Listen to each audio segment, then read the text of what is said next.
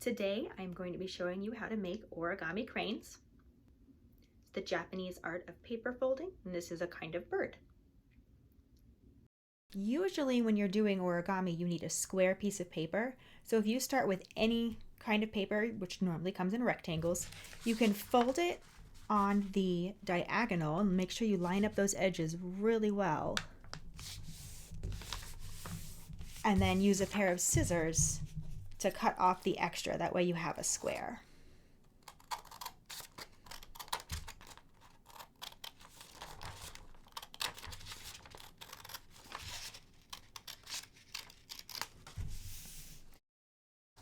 Another thing that is really helpful with origami is if you have a white side of the paper and a colored side of the paper. So before you get started, you can decorate one side of the paper with whatever you have around. You can use markers or crayons or colored pencils or paint. You just gotta let the paint dry.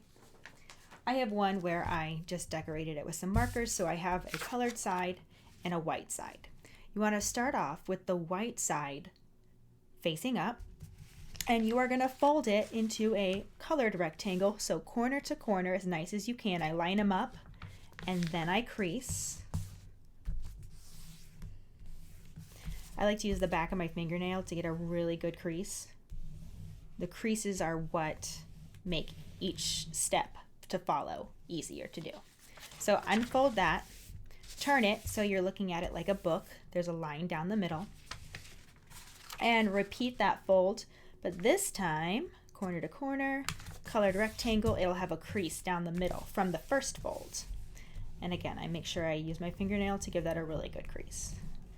I'm now going to unfold that. I'm going to flip it over to the colored side so that I have a diamond right in front of me. And I'm going to take the bottom corner of that diamond, line it up to meet the top corner, and make myself a white triangle. And again, I'm going to give that a really good crease. Unfold, smooth out, turn it. So now my crease is doing a line that's like pointing right to me. And I'm going to repeat that one again. I'm going to take the bottom corner, line it up to meet the top, and give it a crease. And again, I have a white triangle. This one has a line going down the middle as well from that first crease. I'm going to unfold it and set it up like it's a tent, a white tent. And I'm going to take my finger and just very, very carefully push on the tip of the tent until it pops into a bowl. I'm then going to take two edges of the bowl, opposite edges, and I'm going to bring them together to meet in the middle, like that. And I'm going to lay it flat so it becomes a smaller square. Now you'll notice this square or diamond, 4 sides.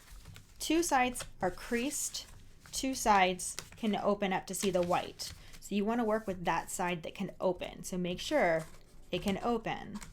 And you're going to take that outside edge and you are going to line it right up to the edge in the middle, to that crease right in the middle.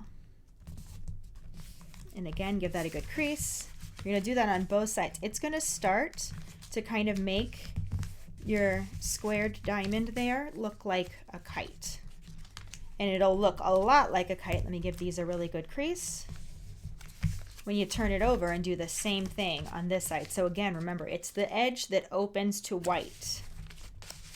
You're going to line it up to the middle, give it a really good crease. And for the last time, line it up to the middle, give it a really good crease. Try and get those corners all the way down to the very tips. Sometimes that's hard to do, but it's paper and you are stronger than paper. All right, so now it definitely looks like a kite.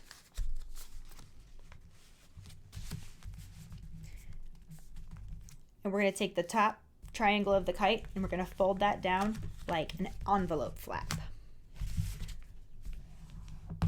And again, really good creases. This part's really important because we are going to reverse the fold. So once you have your envelope flap, it opens up for you. You're going to open that up and fold it the opposite way. So I'm gonna actually turn it over after I do that and give that a really good crease. And that's gonna give you the wiggly triangle top of your kite. It needs to be able to fold forward or backwards really easily. After that, we're gonna go back to the kite. We're gonna unfold one side, reverse that fold, do the same thing to the other side, reverse that fold, and you'll find yourself back in the square diamond. You are going to lift it up. This is what I call chair. You're going to stretch it so it comes down to boat, and then all the way down into long skinny diamond. And we're going to do the same thing on this side. Unfold each side, reverse it, right on that same crease, reverse it, and then we go chair. You can see that envelope fold crease is where it's sitting up at. Boat, long skinny diamond. Now we have this long skinny diamond that can, I like to say, it can walk and it can talk. We are going to work on the walking side. Again, we're going to take the outside edge and fold it over to meet the inside edge. So those walking legs, so to speak, are going to turn nice and skinny. You want to make sure that you are getting those toes nice and pointed also. So all the way down to the very bottom, nice and pointed. Flip it over and do that again on the other side. Outside edge of the leg goes to the inside edge of the leg. All the way down so that you've got nice pointy toes. Really nice pointy toes right there. Again, it can still walk, but they are longer and skinnier. Now, make sure these have a good crease. They're not actually legs. These are about to become the head and tail of the crane, which is a kind of bird. So I'm going to take one, fold it up, so it kind of looks like maybe a W or a crown, the crown. And then we need to reverse these folds as well. So you unfold them and fold them on the same line going the other way.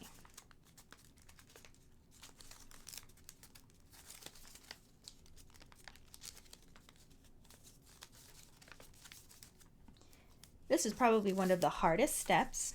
You have to open the side so that it's unfolding. You lift that sideways and reverse that fold.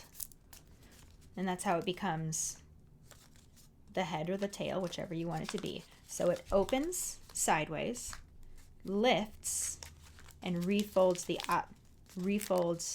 opposite way. Make sure you guys can see that.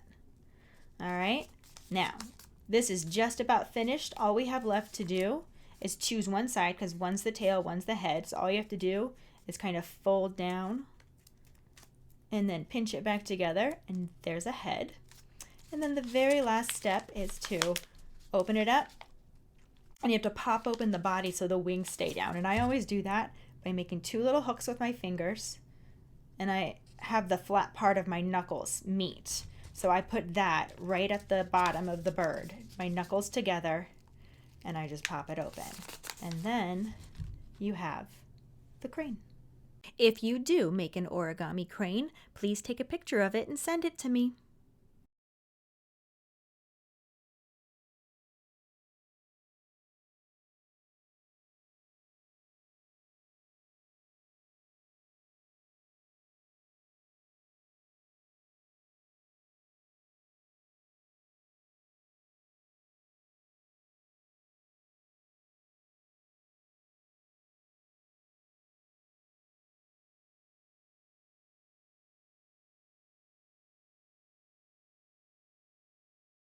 The Japanese art of paper folding, and this is a kind of bird.